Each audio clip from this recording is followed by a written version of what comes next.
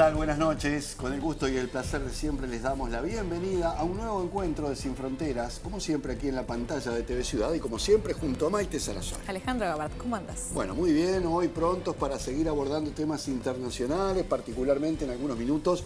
Ya vamos a estar ahora en contacto con Álvaro Padrón para ir poniéndonos a tono de lo que está pasando en Santiago de Chile y también con algunas cuestiones regionales. Y en el segundo bloque vamos a estar recibiendo a la senadora Frente Amplista Silvia Nane, porque estuvo en México participando de la Conferencia Mundial de Mujeres Parlamentarias, también anduvo en Nueva York. Vamos a conversar un poco sobre cuál es el rol de las mujeres en la política de nuestra región. Sobre todos estos temas hablamos hoy en Sin Fronteras.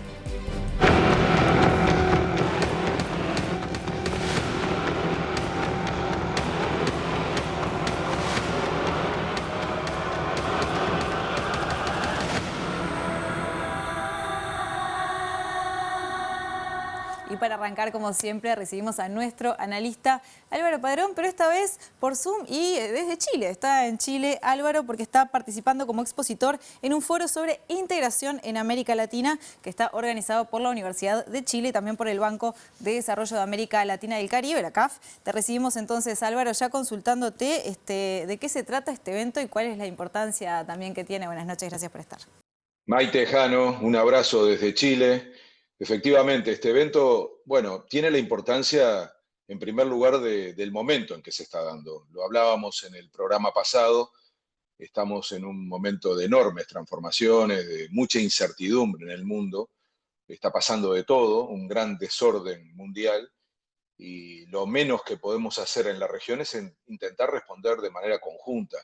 En primer lugar, pensar de manera conjunta, y por eso un foro así intenta justamente conectar con el pensamiento, con la capacidad de elaboración de propuestas y por otro lado también de ser capaces de aterrizar esas propuestas y sobre todo darle una dimensión regional. América Latina no va a poder pesar hoy en el concierto internacional si no lo hace de manera unida y se necesita multiplicar este tipo de espacios que nos permitan precisamente encontrar puntos en común, impulsar agendas y sobre todo llegar a las reuniones claves con posiciones conjuntas. Estamos muy cerca de un evento absolutamente estratégico que es la cumbre de la CELAC, la Comunidad de Naciones de América Latina y el Caribe. Se va a desarrollar en Honduras, que tiene la presidencia y pasa luego la presidencia a Colombia.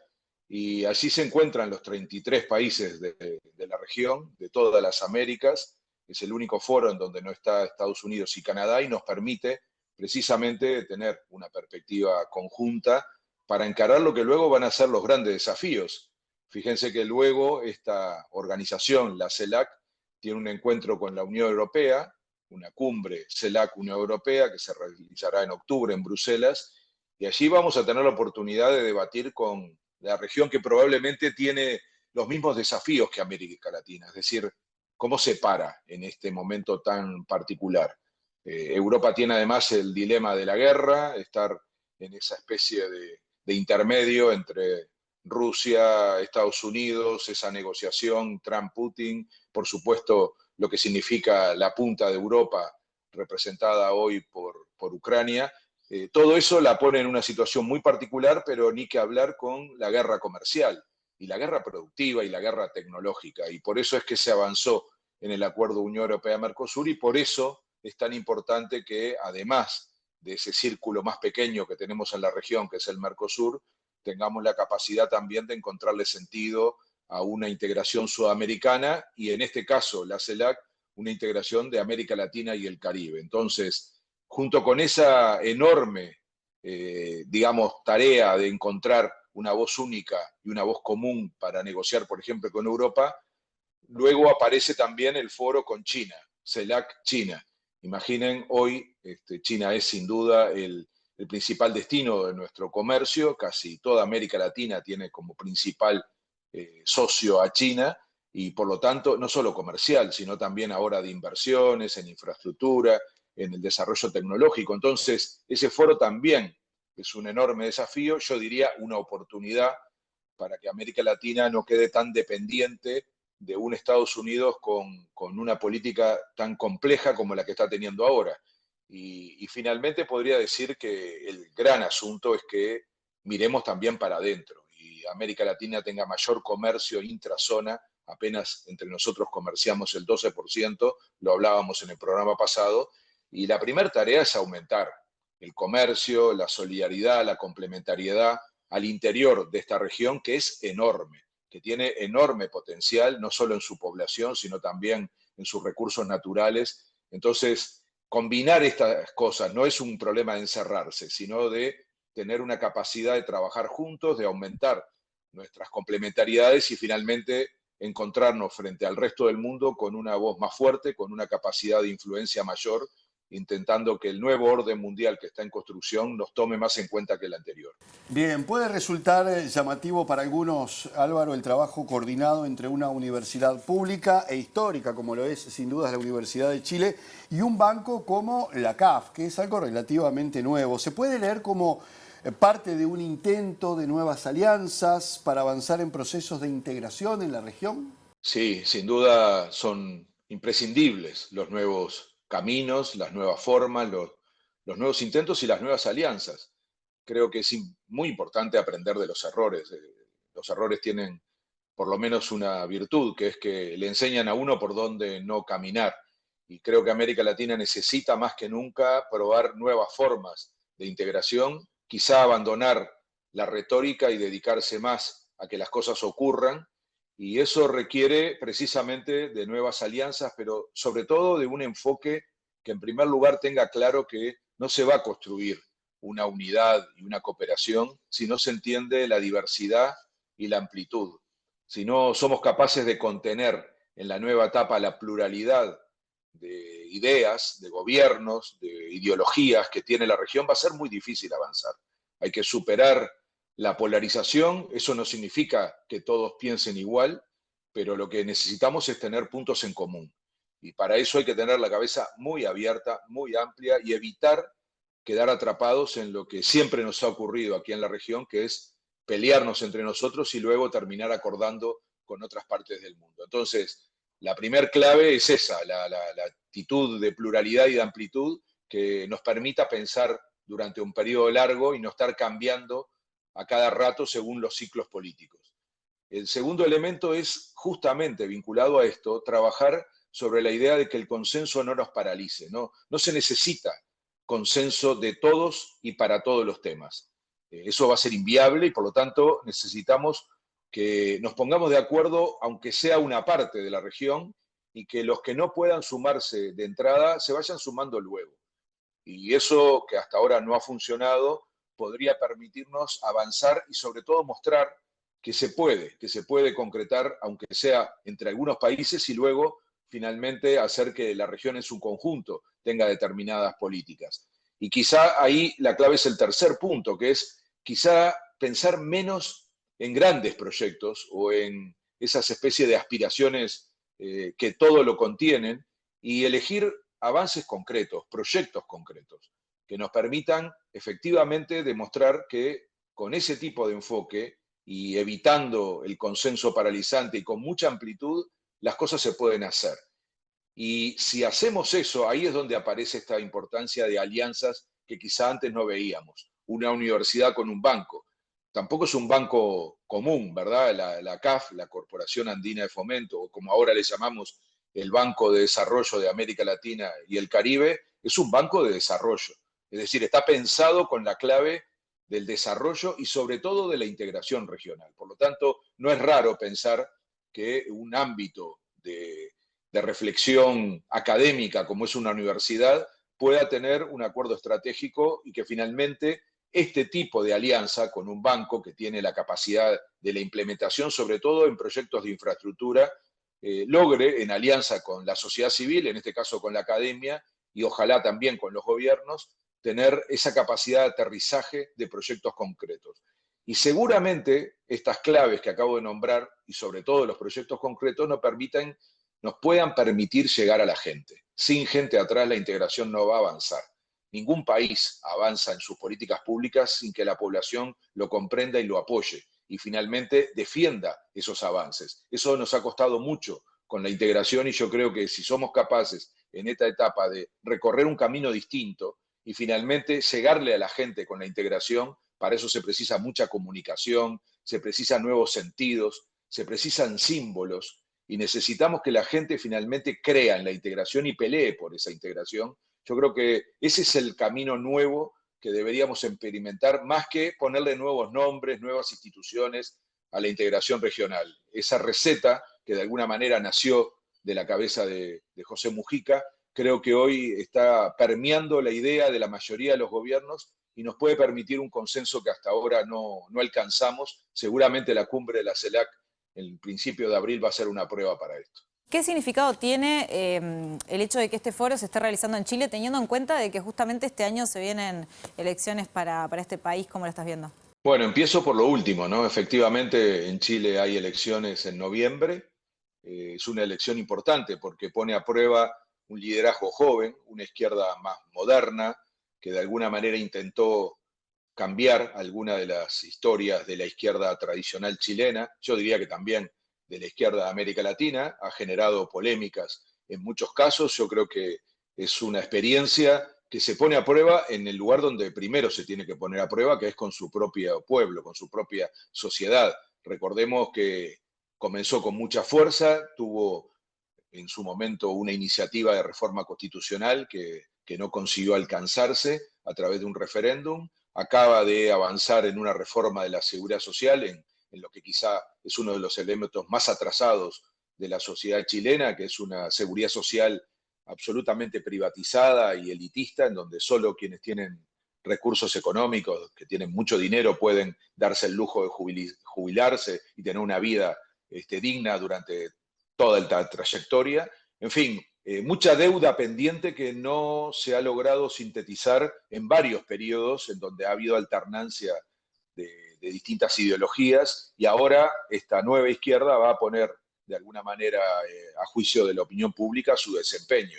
Eso también va a tener una influencia en la región, por un lado por una discusión de ideas, incluso en el campo de la izquierda, pero también va a significar un elemento de la nueva correlación de fuerzas que se presenta en la región. Puede incluso virar hacia algo muy radical, porque la alternativa a este gobierno en la elección anterior fue la ultraderecha, una expresión extremadamente conservadora de ultraderecha que reivindicaba la dictadura de Pinochet, similar a lo que fue el periodo de Bolsonaro. O sea que imaginen que en esa polarización el cambio no es como lo conocemos en Uruguay, un cambio relativamente tranquilo, sino que puede ser un cambio extremadamente radical.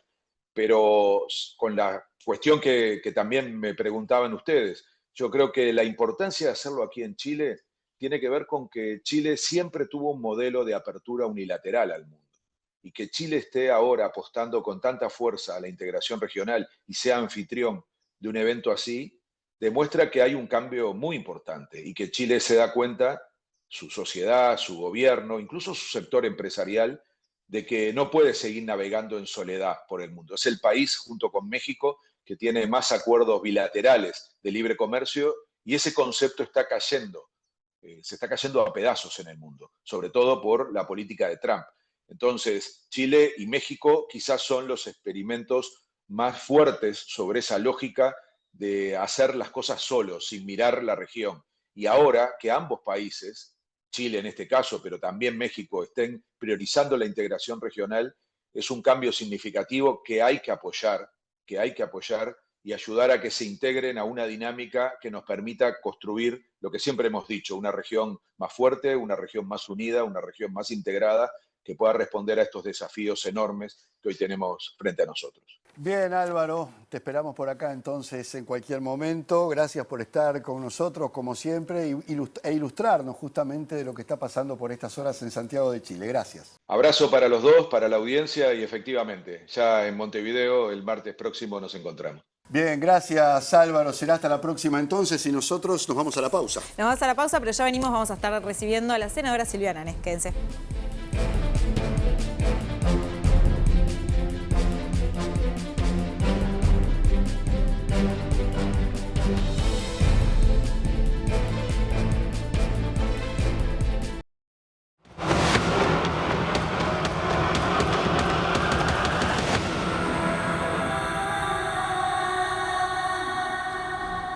Bien, segundo bloque de Sin Fronteras y tal como lo habíamos anunciado, estamos recibiendo a la senadora Silvia Nane, que acaba de llegar de un viaje por México y Estados Unidos, que tiene que ver también con el rol de las mujeres parlamentarias, pero además ha tenido allí encuentros muy importantes, así que Nane, le damos la bienvenida. ¿Qué tal? Un gusto estar con ustedes, un gusto estar acá de nuevo. Bueno, antes de meternos en lo concreto del viaje, que suponemos debe haber tenido muchas aristas, ¿qué se trae para el país cuando sale en este rol, en este caso de parlamentaria? Y uno toma contacto también, imagino yo, con otras realidades, ¿no?, que están transcurriendo en forma paralela.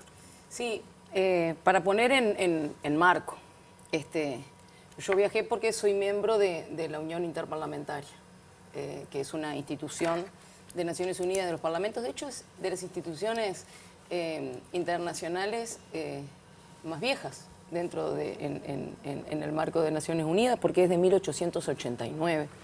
Y hay en la Unión Interparlamentaria ahora debe haber casi 200 países representados por sus delegaciones parlamentarias. Entonces, en general, en el marco de distintas actividades, a veces que hace Naciones Unidas, la Unión Interparlamentaria tiene sus propios eventos, digamos, o sus propias conferencias que hacen relación al tema central, pero desde el tratamiento parlamentario. Fue por eso que en Nueva York ahora se estaba llevando a cabo todavía, porque creo que iban hasta fin de mayo casi, la 69ª Conferencia por la Condición de la Mujer, lo que se llama la CSW o la CSW, que en definitiva lo que hace es uno de los comités de Naciones Unidas que se encarga de ver las convenciones de derechos de las mujeres, cómo se están implementando en el mundo. Y después estuve en México en el marco del primer foro de mujeres parlamentarias de la Unión Interparlamentaria. La Unión Interparlamentaria tiene como varios grupos de acción. Uno de ellos, por ejemplo, es el de jóvenes, que tiene una conferencia más allá de las conferencias de la Unión Interparlamentaria, que son 2 por año. Se segmenta, digamos. Se segmenta porque hay acciones concretas para la participación en los parlamentos, por ejemplo, de los jóvenes, pero no había de las mujeres. Y entonces lo que es el Comité de las Mujeres de la Unión Interparlamentaria presentó la opción de que también hubiese un foro interparlamentario de mujeres que se llevó a cabo en México, evidentemente también aprovechando la coyuntura. Ese es el contexto grande. En Nueva York hablamos sobre todo de los avances normativos y de la situación normativa de los derechos de las mujeres y las niñas, y en México la cosa ya fue bastante más específico, referente a lo que tiene que ver con la normativa en los diferentes países, pero también de la acción parlamentaria, no solo de la normativa, sino de la acción parlamentaria, sobre todo fundado en el tema de la paridad. Silvia, comencemos, si te parece, por Nueva York. Participaste, decías, de la CSW 69, se hizo una evaluación sobre la plataforma de Beijing. Sí. Vamos a ir a las cuestiones más puntuales que tienen que ver con Uruguay, pero primero a nivel global, ¿qué fue lo que se conversó y qué evaluación se hizo? Bueno, varias cosas. Todavía no terminó. Lo que nosotros hicimos fue trabajar sobre los avances normativos en los diferentes parlamentos del mundo en un nivel global.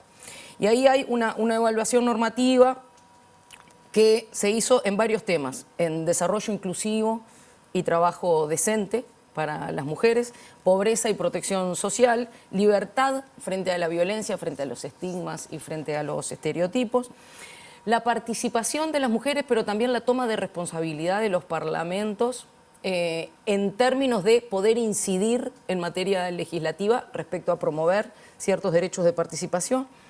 En la construcción, siempre también en lo que tiene que ver con el rol del Parlamento, de sociedades más pacíficas y más inclusivas, y ahora vamos a ver la evaluación justamente de hace 30 años en este contexto geopolítico que ha cambiado tanto, no solamente en los últimos 30 años, sino en el último par de meses, ¿no?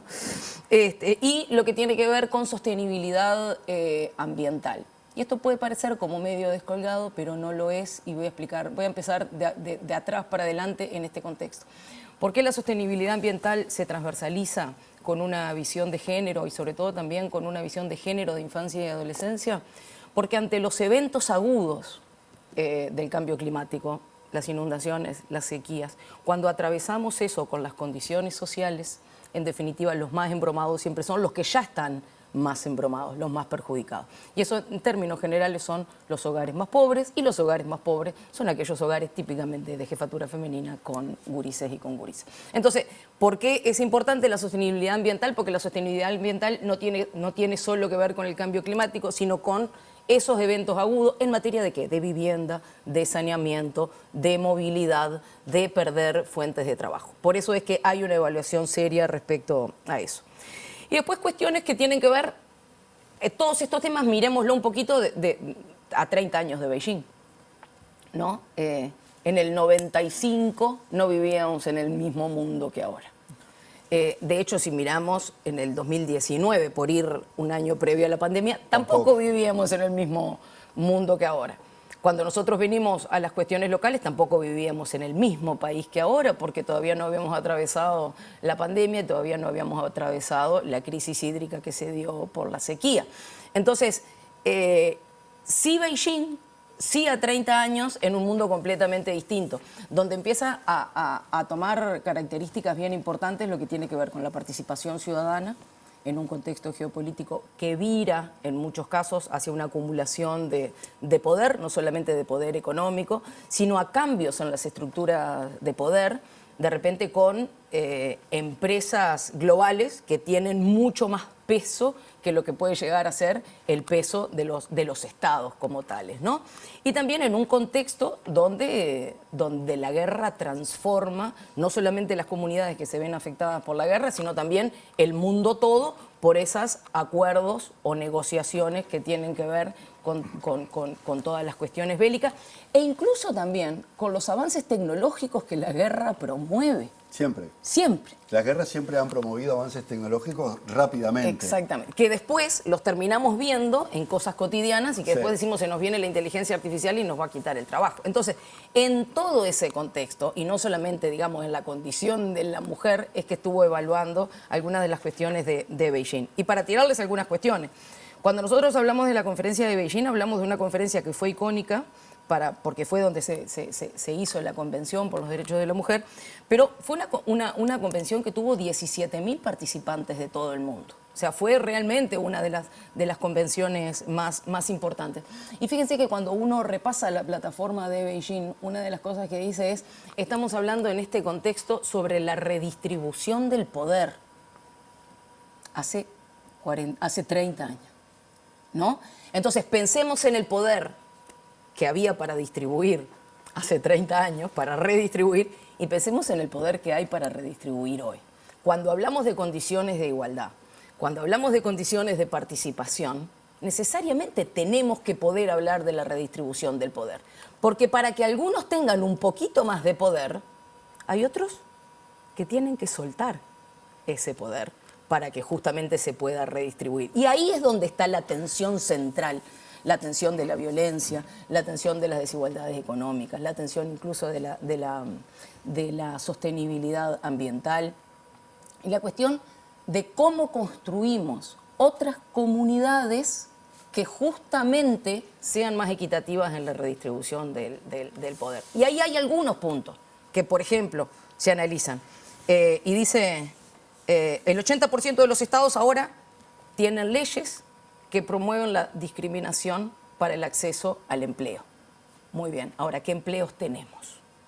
Eso es una de las preguntas que todavía queda. Hay países que han reforzado, la gran mayoría de los países han reforzado su atención a la atención de las personas mayores, porque estamos en un lugar del mundo donde cada vez se envejece más, donde el fenómeno de la longevidad es un fenómeno que atraviesa todas las condiciones. Y fíjense, eso pasó del 40 y tanto % de los países que tenían leyes de protección a las personas mayores en el 2019 a casi un 70% ahora. O sea, estamos en un camino por ahí. Casi el 80% de los países después de la pandemia tuvo medidas sociales tendientes a reducir la pobreza en los hogares, sobre todo de jefatura femenina. O sea que en ese sentido tuvo un efecto. Hay avances. En ese sentido, si uno lo va mirando en esas categorizaciones que yo hacía al principio para poner un encuadre, pero después por el otro lado ves otras tantas cosas. El 10% de las mujeres del mundo vive en situaciones de extrema pobreza. Y cuando lo cruzás con la Agenda 2030, que uno de sus objetivos es eliminar la pobreza extrema, Al paso que vamos, nos faltan unos 140 años. Calculen eso en materia de generaciones, son por lo menos 7 generaciones, ¿no? Entonces, solamente el 7% de los países tiene paridad política en los 3 poderes del Estado, en aquello que se dividen en 3 poderes, en las democracias parlamentarias, es muy poco, fíjate en casi 200.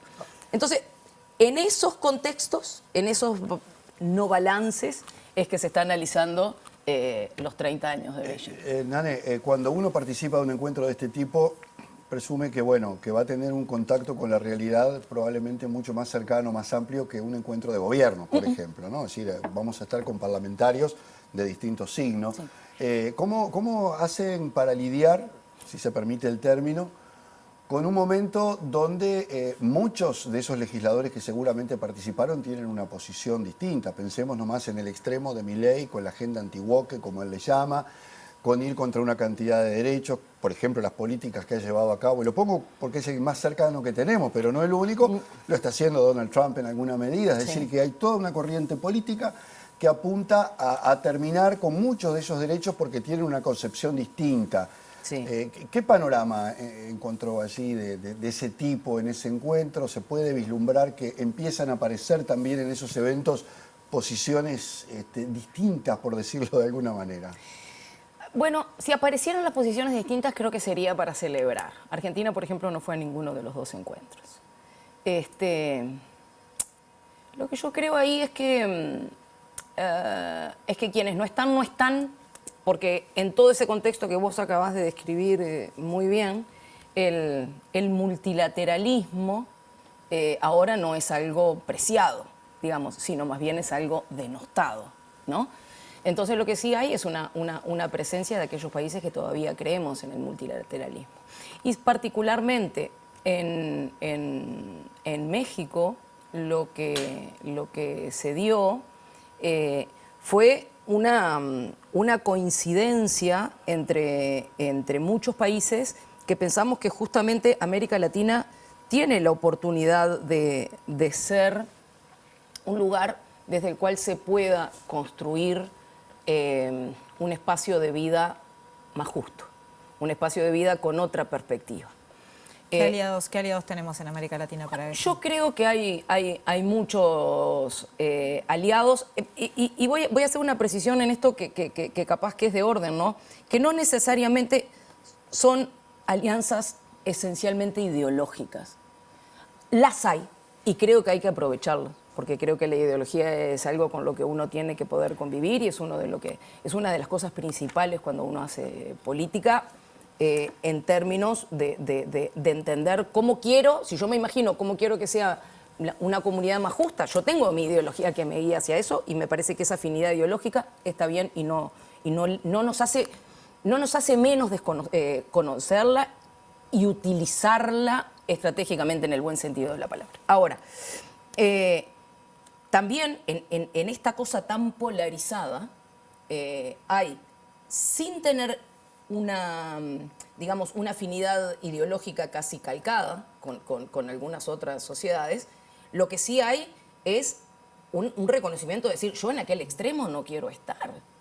Yo quiero seguir participando de lugares donde, por ejemplo, pueda trabajar para que las mujeres tengan más participación en la vida política, ¿no? O donde entienda que proteger a toda la comunidad de la pobreza es ser mejores todos los demás, o entender eso mismo, que el poder redistribuido es en definitiva estratégicamente más saludable para la vida de los países y de todas las personas que vivimos en ellos. Pero en eso sí, por supuesto que hay aliados. México tiene hoy, creo, un protagonismo importante en esa materia, simbólico, pero también pragmático, ¿no? Creo que Brasil también tiene muchas de las cosas en las que se pueden, y digo México y Brasil también, entendiendo que México tiene sus intereses que en muchos casos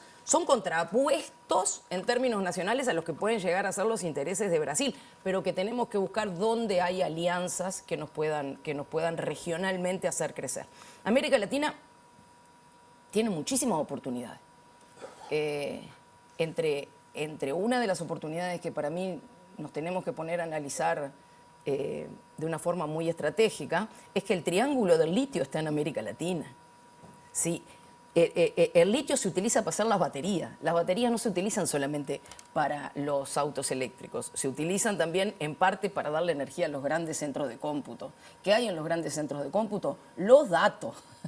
¿Y quién necesita los datos? La inteligencia artificial. Entonces, y para llevar el litio del lugar donde está la solución, que es el litio, hacia los lugares donde está el problema de la descarbonización, que es Estados Unidos y gran parte de Europa, se necesita un contexto logístico óptimo y eficiente, ¿no? Entonces, hay muchas cosas que América Latina puede empezar a andar en esos términos productivos y de desarrollo.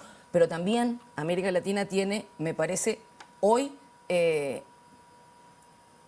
tenemos violencia en otro sentido, pero no tenemos guerra en el contexto en el que la están viviendo otros países del mundo. Entonces, América Latina tiene oportunidades que yo creo, bueno, y tiene todavía la creencia en el multilateralismo, ¿no? En aquel multilateralismo de Naciones Unidas y de decir nos tenemos que juntar para ver qué es lo que podamos hacer. Más allá después de que podamos estar de acuerdo con algunos aspectos burocráticos, administrativos y de poder respecto a lo que es la Organización de Naciones Unidas, ¿no? O sea, quiero dejar ese tema de lado. El espíritu se mantiene. Voy al espíritu. Entonces yo creo que Uruguay ahí tiene que poder aprovechar esas virtudes. Tiene que poder aprovechar las virtudes de ser un país que cuando lo miramos de adentro sabemos que nos falta mucho. Pero cuando nos comparamos con la región, tenemos un país de democracia plena, de partidos políticos sólidos, de instituciones que aún funcionan. Es verdad que hay que cuidar mucho de eso, pero también es verdad que somos un buen lugar del mundo para poder darle a la región no solamente buenas ideas, sino un lugar donde poder hacer un laboratorio, un mundo mejor. Sí, basta salir un poco trabajar para verlo, ¿no? Ahora, sí. Nane, cuando hablamos de las desigualdades, ¿cómo se trabaja en este sentido, teniendo en cuenta que las mayores políticas se aplican a nivel local? Cada país atiende su situación. ¿Hay posibilidades de extender esto a algo un poco más, digamos, regional y que existan, digamos, algunas políticas que apunten a eso? Sí, porque yo creo que la colaboración en el pensamiento es algo que tenemos que tener siempre a disposición, ¿no? Fíjate uno de los casos de México, ¿no? Para volver un poco al tema de la igualdad de género. México declara en su Constitución un concepto que se llama igualdad sustantiva. La igualdad sustantiva entre hombres y mujeres, ¿no? ¿Y qué quiere decir sustantivo? Quiere decir que el término igualdad adentro tenga carne, adentro tenga elementos prácticos que promuevan y que lleven hacia esa igualdad.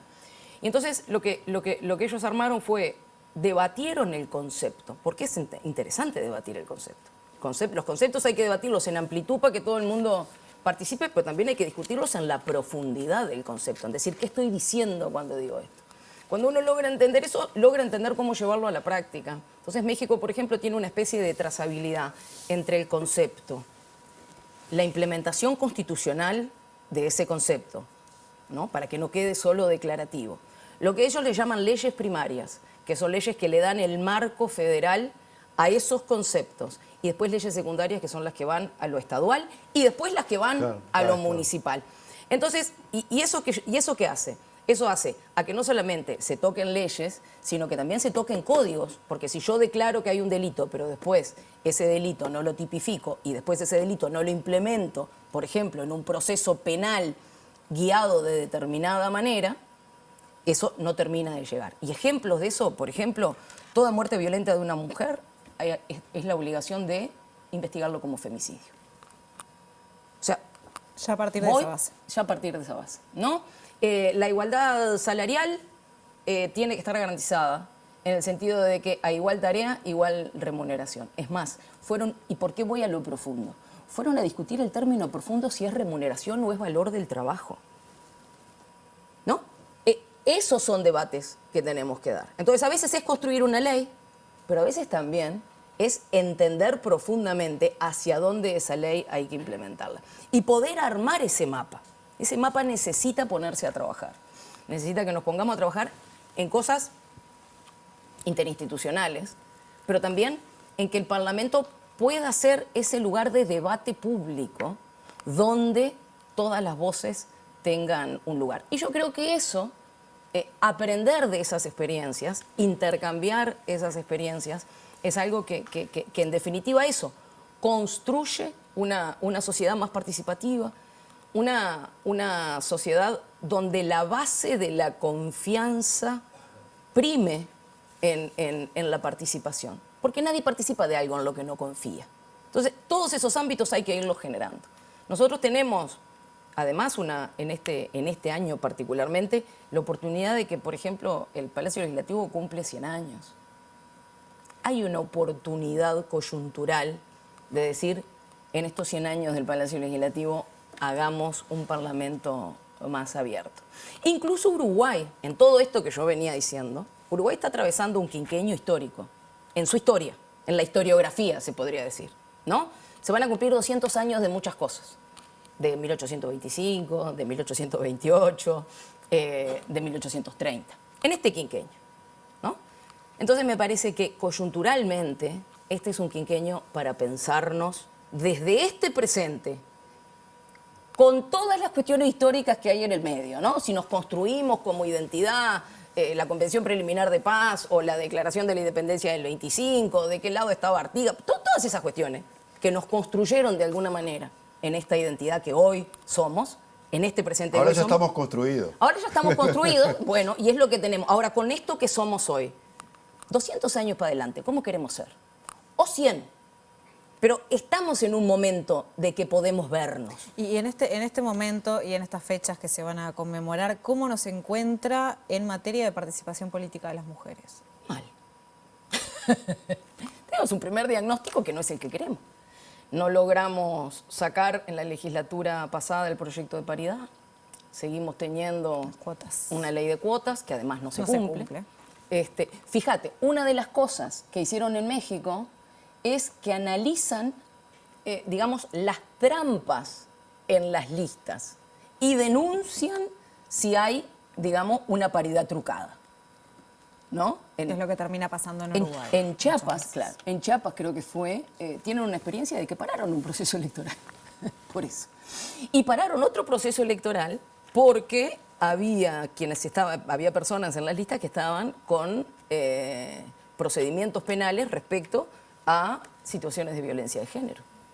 Entonces, ¿y eso a qué voy? A que para poder hacer eso en el término de igualdad sustantivo tuvieron que modificar códigos para que justamente al momento de implementar eso no ocurriera, ¿no? Pero desde la Constitución, desde lo conceptual hasta la Constitución, hasta los procedimientos jurídicos. Entonces, nosotros no estamos bien. Si vos mirás la composición ahora del Senado, no hay senadoras en el Partido Colorado, hay una sola senadora en el Partido Nacional y hay senadoras solamente en el Frente Amplio, porque el Frente Amplio implementa la paridad en sus listas, aunque no sea una ley aprobada. Pero fíjate que en el resto de los partidos que hoy forman parte del Senado de la República, realmente está complicado. Ayer estábamos mirando, ayer fue domingo, el sábado, estábamos mirando con unos compañeros la constitución de las comisiones del Senado, y si ves la Comisión de Población y Desarrollo, son todos varones. Todos. Y eso pasa, porque sí, no, eso pasa. En un área sensible, ¿no? En un área, sí, muy sensible, que yo no estoy cuestionando ahí la sensibilidad de los varones. Lo que digo es que claro, como hay tantos, se termina dando que la participación en las comisiones tiene una fuerte presencia de varones, con todo lo que eso implica. Cuando hablaba de sensibilidad, hablaba de la incidencia que tiene la temática, ¿no? Sí, claro. Población y eso, me refería a ese punto específico. Sí. Pero a lo que voy es que son cosas que se terminan dando por la razón de los hechos, porque de repente no hay suficientes compañeras mujeres para poder integrar los ámbitos parlamentarios. Y es un tema difícil porque también, es algo que se habló en su momento, pero también hubo un debe después en cómo se armó el gabinete ministerial. Digo, si pensamos en paridad. Claro. es como una lucha que... Sí, ¿no? es de nunca acabar. Ahora, ¿qué barreras existen Sí.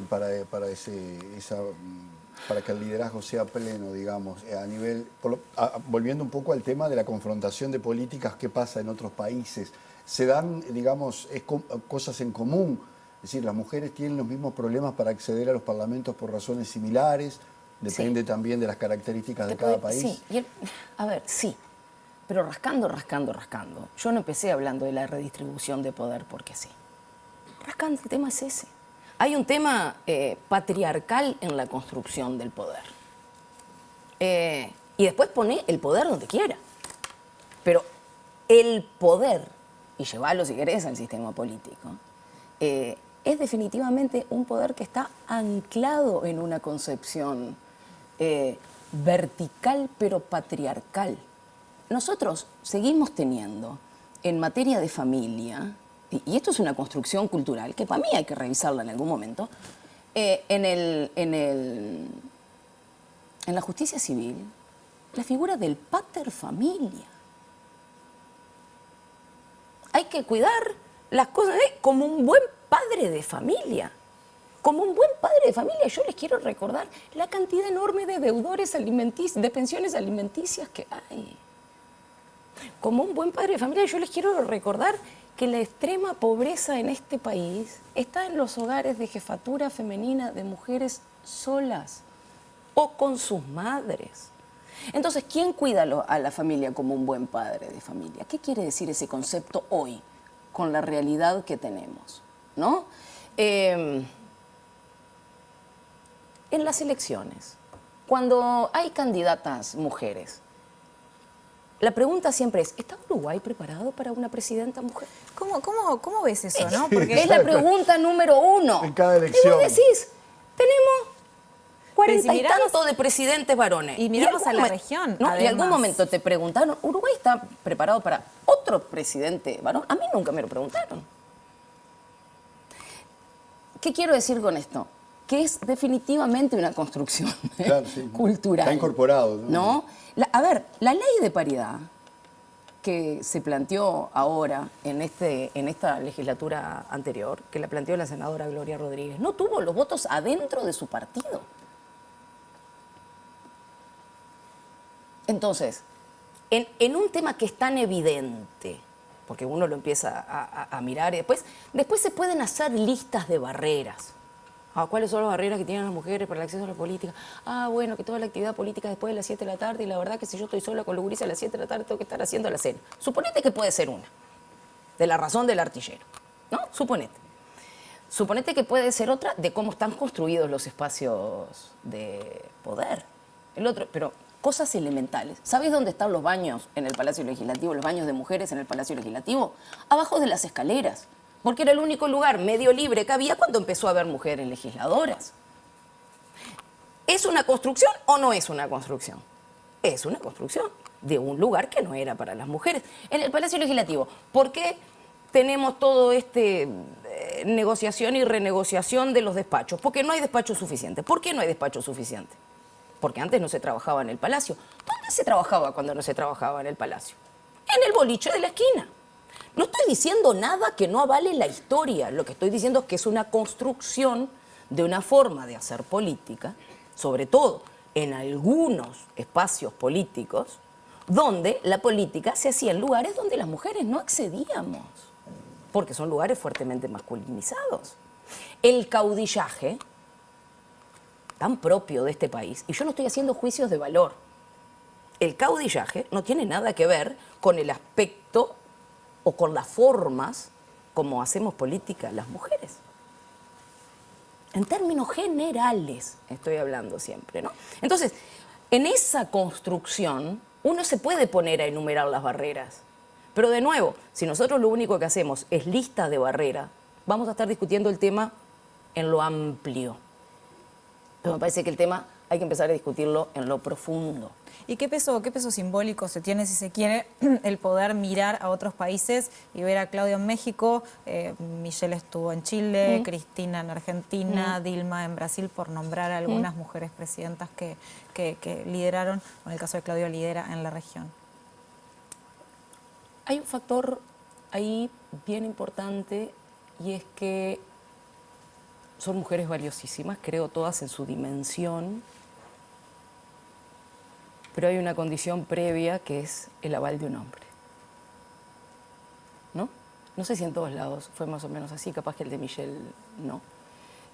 Pero hay una que me parece que el aval no es hacia ella, sino que es hacia toda la sociedad. Quédense tranquilos. Bueno, una de las y a cosas... partir de ahí, pero Carolina siempre dice una cosa que es, las mujeres siempre tardan en llegar a diferentes lugares de poder, pero lo que siempre termina pasando es que algo cambia, y en términos generales cambia para mejor. Porque los cambios, en términos generales, los cambios que tienen un aspecto de inclusión centrado en una, de nuevo, en una acción profunda de renovación, siempre hacen bien, ¿no? Entonces, cuando uno mira, por ejemplo, la comunicación de Sheinbaum, uno puede ver, sí, que hay un liderazgo fuerte, pero no hay nada al azar. Forma parte de una construcción que no es solamente la construcción de la figura de Sheinbaum, ¿no? Una de las senadoras que trabaja con ella, más directamente en el Senado, me decía, previo a mandar una ley al Senado, la presidenta nos manda a hacer territorio a todos, a dar la discusión, a entender qué va a pasar, por ejemplo, con esa ley en los diferentes territorios, y de ahí eso empieza a pasar a la discusión legislativa, ¿no? Que a veces con algunas, y digo, voy a hablar desde el lugar que me toca ahora de legisladora, muchas veces nosotros terminamos dando debates que se terminan dando solamente entre el mármol del Palacio, ¿no? Por alguna iniciativa muchas veces muy bien intencionada, pero que termina siendo un debate que queda ahí y que después no toca pie donde esa realidad tiene que ser cambiada. A veces por aspectos comunicacionales, a veces por aspectos de reglamentación, a veces por aspectos de desencuentro entre las instituciones. Pero entonces, el entender que el cambio no es solamente desde quien lleva la posta en el Ejecutivo, pero que ahí hay una parte simbólica importante, que después hay que hacer andar el resto de las instituciones, yo creo que, pero por eso creo que los debates tienen que empezar a ser profundos, ¿no? Y definitivamente, si uno ve que después de 40 y tantas presidencias no ha habido, en serio, en todos estos años de historia, no ha habido una sola mujer que tenga las características de algunos de los presidentes en igualdad de condiciones que este país tuvo. En serio. A ver, pero pensemos en, justamente, ustedes me hablaban de lo simbólico. ¿Cómo vemos a los próceres? Señores vestidos con uniforme militar arriba de un caballo conquistando algo y ganándole a alguien. ¿Ustedes en algún momento vieron que la figura del prócer tenga algo, por ejemplo, de femenino en lo simbólico? Entonces, ¿por qué se construye esas identidades? Y bueno, y de nuevo, capaz que en estos 200 años de tantas cosas que vamos a estar cumpliendo, bien nos podemos dar aprovechamos un ratito de presente para, basados en todo lo que hemos aprendido de esa historia, pensarnos distinto para los próximos 200 años. Silvia Nane, senadora, muchísimas gracias por acompañarnos esta noche en Sin Fronteras. Siempre es un gusto estar con ustedes. Bueno, llegamos al final de este programa. A ustedes gracias por estar como siempre. Nos volvemos a encontrar el próximo martes aquí por la pantalla de TV Ciudad. Chau, que descansen.